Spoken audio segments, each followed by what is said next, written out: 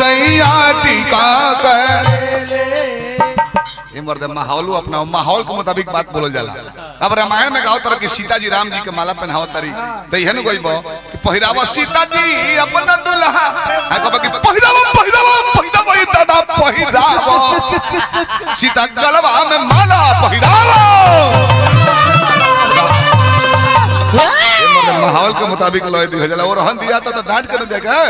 अपना लड़का के डांट लग जाएगा कि अपना लड़का के धीरे धीरे डांटी ना